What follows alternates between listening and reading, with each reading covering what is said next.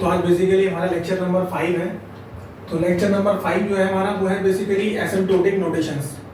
तो asymptotic notations basically क्या होती हैं, हम उनको क्यों यूज़ करते हैं, तो थोड़ा सा प्रीवियस लेक्चर की तरह अगर हम जाएं तो जब हम किसी भी प्रोसेस के लिए इसको समझते हैं इस तरीके से, अगर हमारे पास कोई प्रोसेस है या कोई प्रॉब्लम है हमारे पास, अगर उस प्रॉब्लम के लिए हम कोई एल्गोरिथम डिज़ाइन करते हैं,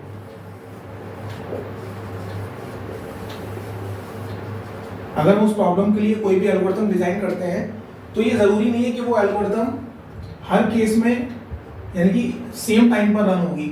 यानी कि एल्गोरिथम बेसिकली किस पर डिपेंड करेगी, एल्गोरिथम डिपेंड करेगी इनपुट पर। यानी कि एल्गोरिथम का जो रनिंग टाइम डिपेंड करेगा कि हमारी एल्गोरिथम कितनी बेस्ट है, ठीक है, या तो वो इनपुट पर डिपेंड करेगी। अगर हमारा इनपुट कम है, इनपुट का साइज हमारा स्मॉल है, तो एल्गोरिथम हमारा क्या करेगी, उसको जल्दी से जल्दी उसको एग्जीक्यूट करेगी, तो वो हमारा हो जाएगा बेसिकली बेस्ट केस उस एल्गोरिथम का। और अगर एल्गोरिथम हमारा मैक्सिमम अमाउंट ले रही है, यानी कि हमारे पास इनपुट का साइज जो है वो बहुत ज़्यादा है, तो उस केस में एल्गोरिथम का जो केस होगा वो होगा हमारा वर्स्ट केस। और अगर हमारा एवरेज है तो उस केस में हमारा एवरेज केस होगा। यानी कि इससे पहले वाले लेक्चर में हमने टाइम कॉम्प्लेक्सिटी पढ़ी थी, टाइम कॉम्प्लेक्सिटी, स्पेस कॉम्प्लेक्सिटी। तो एक एल्गोरिथम के डिफरेंट टाइम अराइज हो सकते हैं। अगर हमने किसी प्रॉब्लम के लिए कोई एल्गोरिथम डिजाइन करी है तो उस एल्गोरिथम के डिफरेंट टाइम अराइज हो सकते हैं उस सेम प्रॉब्लम के लिए। वो डिपेंड करेगा बेसिकली इनपुट पर, जो हम एल्गोरिथम को इनपुट दे रहे हैं, यानी कि हमारे पास जो इनपुट है वो इनपुट पर डिपेंड करेगा। तो कौन कौन से डिफरेंट टाइम होते हैं, 3 हमारे डिफरेंट टाइम अराइज हो सकते हैं। एक होता है हमारा बेस्ट केस, एक होता है हमारा वर्स्ट केस, और एक होता है हमारा एवरेज केस। तो बेस्ट केस कौन सा होगा, बेस्ट केस होगा जब हमारी algorithm minimum amount of time को यूज कर रही है, लेकिन मिनिमम अमाउंट ऑफ टाइम है यूज कर रही है इस प्रॉब्लम को एग्जीक्यूट करने के लिए, तो हमारा क्या होगा, बेस्ट केस होगा। वर्स्ट केस कब होगा, जब हमारी algorithm maximum amount of time को यूज कर रही है एल्गोरिथम को एग्जीक्यूट करने के लिए, उस प्रॉब्लम को एग्जीक्यूट करने के लिए, तो हमारा वर्स्ट केस होगा। एवरेज केस कौन सा होगा, जब हमारा एवरेज नंबर ऑफ स्टेप्स को यूज कर रही है ना, एवरेज नंबर ऑफ स्टेप्स को यूज कर रही है एग्जीक्यूट करने के लिए, तो हमारा एवरेज केस होगा। यानी कि सेम एल्गोरिथम के डिफरेंट टाइम अराइज हो सकते हैं, और वो डिफरेंट टाइम कौन से होंगे, बेस्ट केस, वर्स्ट केस और एवरेज केस।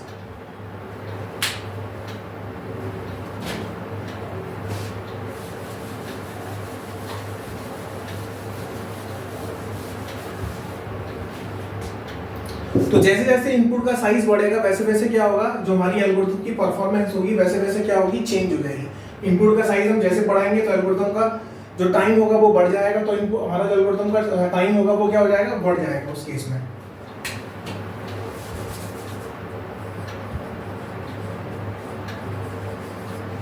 अब एसिम्प्टोटिक नोटेशंस क्या है, basically asymptotic notations are the mathematical notations used to describe the running time of an algorithm। यानी कि किसी भी एल्गोरिथम के रनिंग टाइम को डिस्क्राइब करने के लिए हम इन एसिम्प्टोटिक नोटेशंस का यूज करते हैं। क्योंकि एग्जैक्ट टाइम तो हम नहीं निकाल सकते किसी भी एल्गोरिथम का, कोई भी एल्गोरिथम है वो इस पर्टिकुलर टाइम में या इस पर्टिकुलर टाइम में एग्जीक्यूट हो जाएगी, क्योंकि एग्जैक्ट टाइम हम किसी भी एल्गोरिथम का नहीं निकाल सकते। तो हम एल्गोरिथम का जो टाइम निकालते हैं वो हम निकालते हैं उसका एसिम्प्टोटिक बिहेवियर, यानी कि एक एप्रोक्स हम निकाल लेते हैं। एप्रोक्स जो हमारी एल्गोरिथम है वो उतना टाइम उस प्रॉब्लम को या उस प्रोसेस को एग्जीक्यूट करने में यूज करेगी। अब जैसे एग्जांपल है, हमारे पास एक एल्गोरिथम होती है बबल सॉर्ट।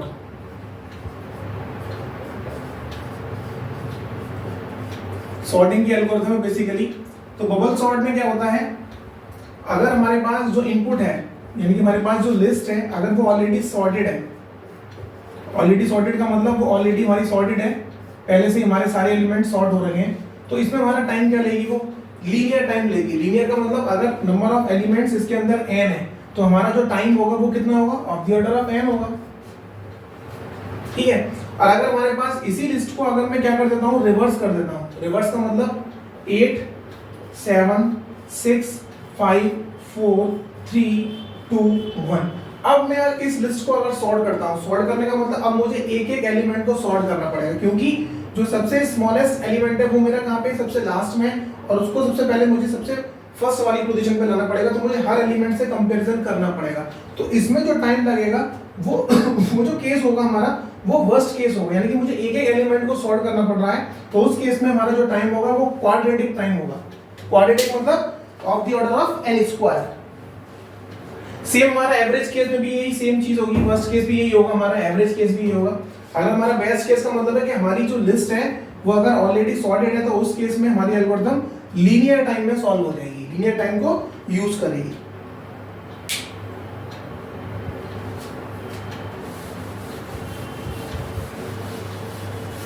तो मैंने जैसा कि आप लोगों को बताया कि एसिम्प्टोटिक नोटेशन का मतलब होता है कि किसी भी एल्गोरिथम के रनिंग टाइम कॉम्प्लेक्सिटी को हम डिस्क्राइब करने के लिए एसिम्प्टोटिक नोटेशंस का यूज करते हैं। तो बेसिकली हमारे पास 3 एसिम्प्टोटिक नोटेशंस होती हैं जिसके थ्रू हम किसी भी एल्गोरिथम के रनिंग टाइम को डिस्क्राइब कर सकते हैं। ठीक है, जैसे पहला है हमारा बिग ओ नोटेशन, जिसके लिए हम ओ सिंबल का यूज करते हैं, बिग ओ नोटेशन। दूसरा हमारा होता है ओमेगा नोटेशन। ओमेगा मतलब ये ओमेगा का सिंबल है हमारा। और तीसरा हमारा होता है थीटा नोटेशन।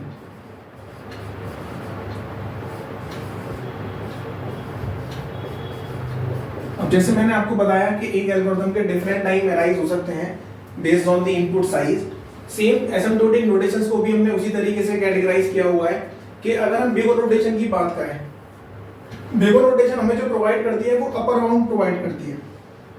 क्या प्रोवाइड करती है? Upper bound. किसी भी एल्गोरिथम का अपर बाउंड। अपर बाउंड का मतलब होता है वर्स्ट केस।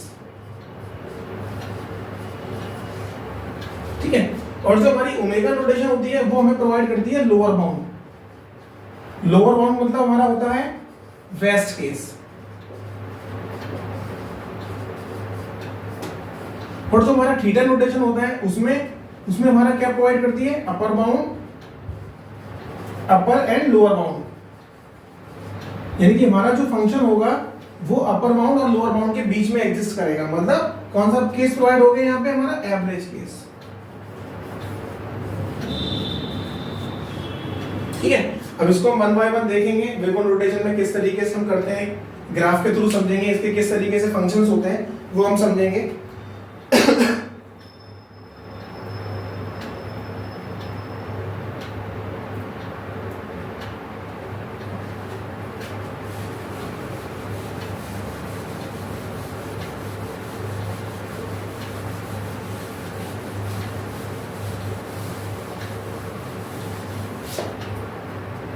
तो सबसे पहले हम देखेंगे बिग ओ नोटेशन।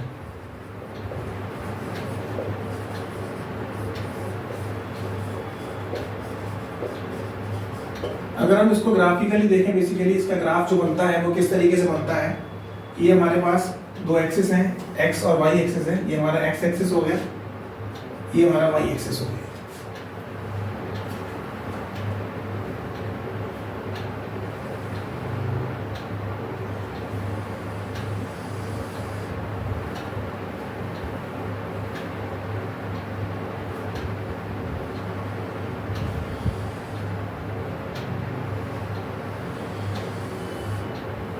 तो हमारा जो कर्व बनेगा इसका वो इस तरीके से बनेगा बेसिकली, जहाँ पे हमारी जो लाइन जो है टच कर रही है, जो मैक्सिमम हम पॉइंट देखेंगे भाई। लाइन अगर हम देखें तो 2 लाइन हमारी यहाँ पे भी मीट कर रही है, यहाँ पे भी मीट कर रही है, लेकिन हम मैक्सिमम पॉइंट पे देखेंगे कि मैक्सिमम पॉइंट पे हमारी कहाँ पे लाइन मीट कर रही है। तो ये हमारा जो वेरिएबल होगा जहाँ पे मीट कर रही है उसको हम n नॉट से रिप्रेजेंट करेंगे।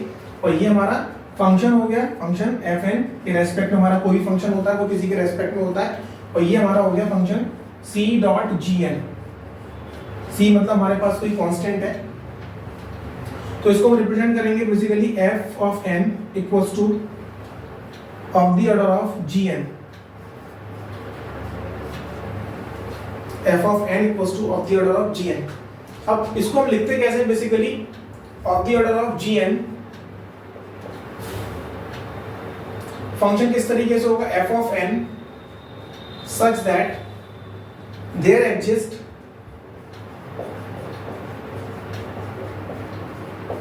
positive constant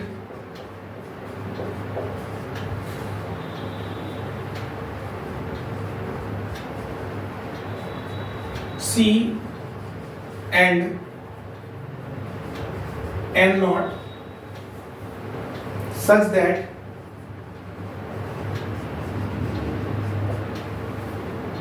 जो फंक्शन होगा हमारा एफ ऑफ एन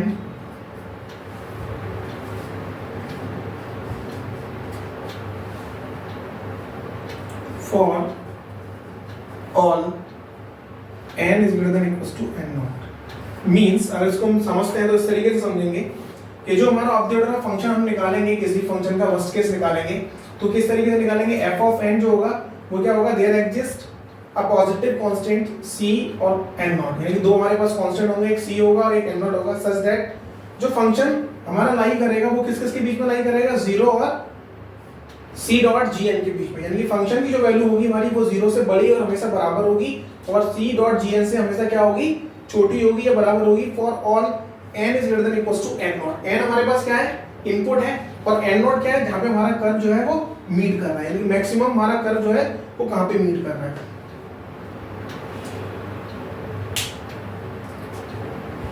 ठीक है, तो कोई भी फंक्शन है हमारा, अगर हमें उसको बिग नोटेशन के रेस्पेक्ट में रिप्रेजेंट करना है तो उसको हम इस तरीके से रिप्रेजेंट करेंगे, function of fn is less than equals to c dot gn।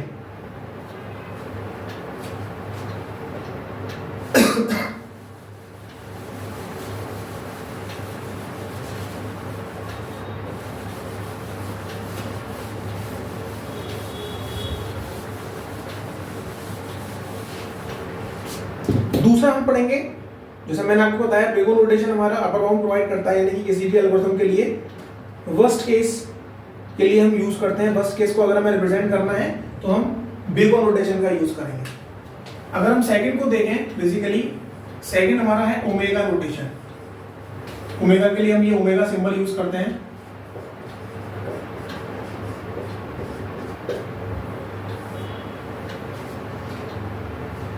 अगर इसका हम कर्व देखें,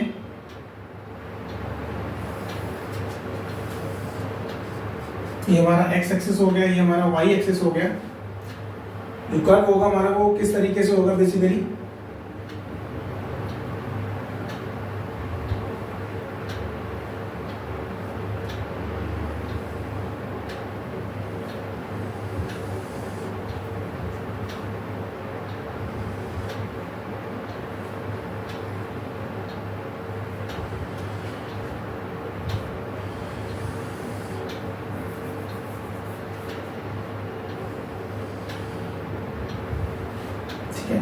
तो हमारा जो मैक्सिमम पॉइंट होगा मीट का लाइन कर्व का वो ये होगा, ये हमारा क्या हो जाएगा उस केस में n नॉट हो जाएगा। वैसे तो हमारा ये भी है, लेकिन हम मैक्सिमम देखते हैं क्योंकि हमें एसिम्प्टोटिक बिहेवियर निकालना है, यानी कि एग्जैक्ट तो हम नहीं निकाल पाएंगे, तो मैक्सिमम देखेंगे कि हमारी जो कर्व लाइन है वो कहाँ पे जाके मीट कर रहे हैं। ठीक है भाई, एसिम्प्टोटिक का बेसिकली एसिम्प्टोटिक का मतलब क्या है, यहाँ पे जो हमने वर्ड अभी बोला एसिम्प्टोटिक नोटेशन, तो एसिम्प्टोटिक का मतलब क्या है,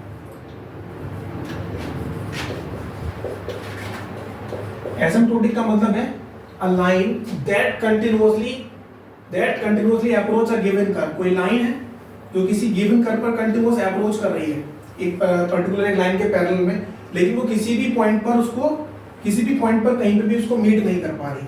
ठीक है, तो उस केस में हम क्या निकालते हैं, उसका एसिम्प्टोटिक टाइम निकालते हैं, एसिम्प्टोटिक बिहेवियर निकालें, क्योंकि एग्जैक्ट तो हम निकाल नहीं पा रहे क्योंकि कहीं नहीं मिल रही, हो सकता है कहीं आगे जाके कहीं मिल जाए, तो जहां पे मिलेगी वो उसका एसिम्प्टोटिक टाइम होगा। तो वही सेम केस यहाँ पे भी है।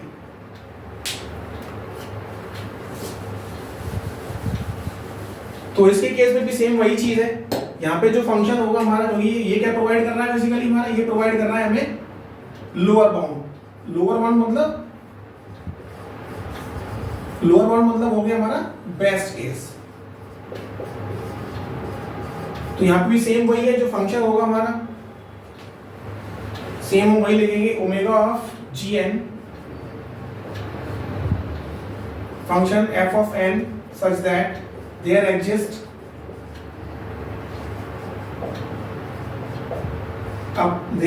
positive constants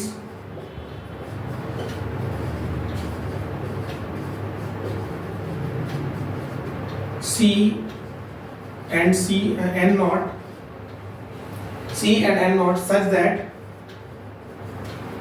अब यहाँ पे जो फंक्शन होगा हमारा 0 less than equals to c dot gn less than equals to f of n for all n is greater than equals to n naught. वहां पे क्या था, जो फंक्शन था, क्योंकि वो अपर बाउंड प्रोवाइड कर रहा था, इसका मतलब वहां पे फंक्शन की वैल्यू क्या थी, बड़ी थी c डॉट gn से। अब यहाँ पे क्या होगा, c डॉट gn की जो वैल्यू होगी वो फंक्शन से छोटी होगी, कम होगी, तो c डॉट gn हमारा कहाँ पे लाई करेगा, 0 और f ऑफ n के बीच में, ठीक है। तो उस केस में हमारा फंक्शन कहाँ होगा, यहाँ पे होगा, और c डॉट gn का होगा हमारा, ये हमारा c डॉट gn हो गया। उस केस में क्या था, c डॉट gn ऊपर था और फंक्शन हमारा नीचे था, क्योंकि फंक्शन हमारा लोअर बाउंड प्रोवाइड कर रहा है, this is a lower bound.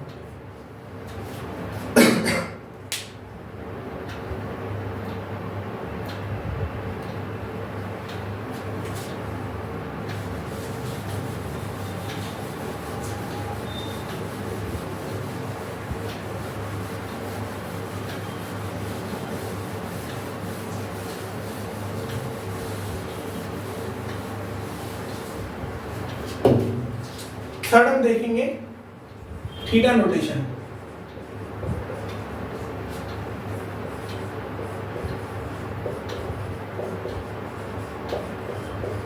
Theta notation हमारा क्या प्रोवाइड करता है, कौन सा वन प्रोवाइड करता है हमारा, किस केस के लिए हम यूज करते हैं थीटा नोटेशन का, थीटा नोटेशन का हम यूज करते हैं बेसिकली एवरेज केस के लिए।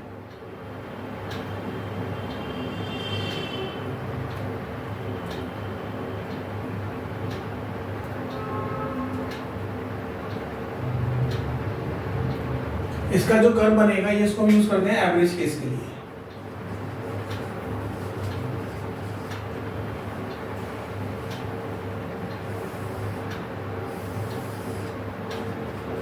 ये हमारा x हो गया, ये हमारा y हो गया, ठीक है।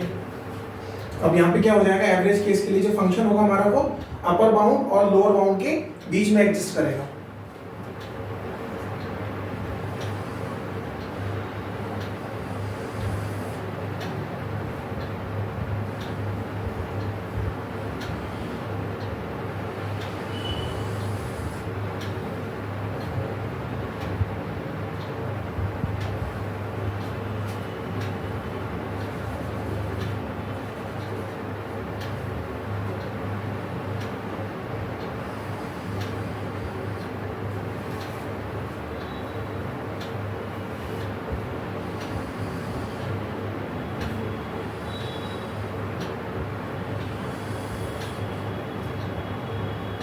बेसिकली कर्व वगैरह एग्जाम में ऐसा नहीं पूछे जाते हैं, बस नोटेशंस पूछे जाते हैं, तो कर्व थोड़ा बहुत ऐसा इधर उधर हो जाता है तो कोई प्रॉब्लम नहीं है।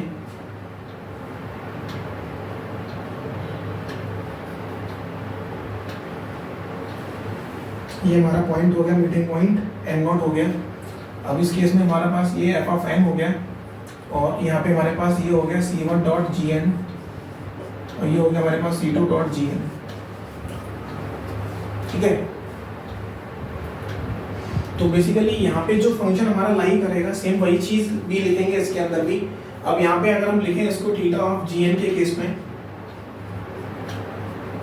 तो f of n such that there exist positive constants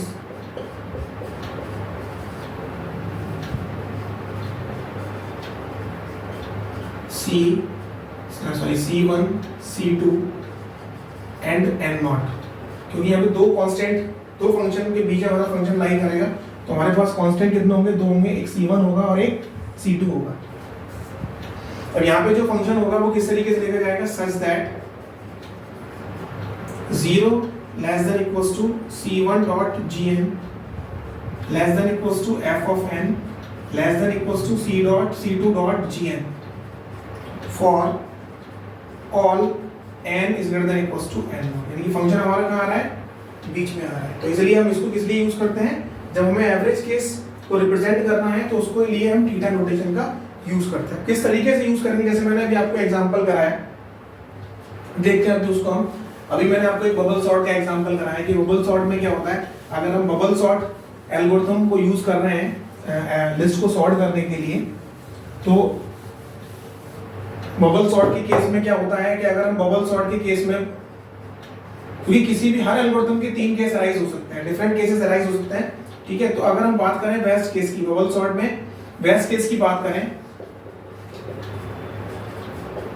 तो वेस्ट केस में क्या होता है, टाइम कॉम्प्लेक्स लीनियर टाइम होता है। तो लीनियर टाइम के लिए कौन सा नोटेशन हम यूज करेंगे, वेस्ट केस के लिए हम यूज करेंगे ओमेगा। तो ओमेगा ऑफ क्या लिखेंगे, एन। एन क्या है हमारे पास, इनपुट साइज। दूसरा अगर हम यूज करेंगे वर्स्ट केस में क्या होगा, वर्स्ट केस और एवरेज केस में हमारे पास क्या होता है, क्वाड्रेटिक फॉर्म में हम रनिंग टाइम को रिप्रेजेंट करते हैं। तो वर्स्ट केस के लिए हम यूज करते हैं of the order of O notation. तो क्वाड्रेटिक में क्या हो जाएगा, of the order of n square. Third हमारा क्या हो जाएगा, एवरेज केस। एवरेज केस के लिए हम यूज करते हैं थीटा नोटेशन। तो एवरेज केस में भी सेम यही है हमारा, of the order of n square. तो ये बबल सॉर्ट जो एल्गोरिथम है उसके हमारे पास टाइम कॉम्प्लेक्सिटी है तीनों केसेस के अंदर। बेस्ट केस में ओमेगा ऑफ एन होती है, वर्स्ट केस में of the order of n square होती है, एवरेज केस में थीटा ऑफ एन स्क्वायर होती है।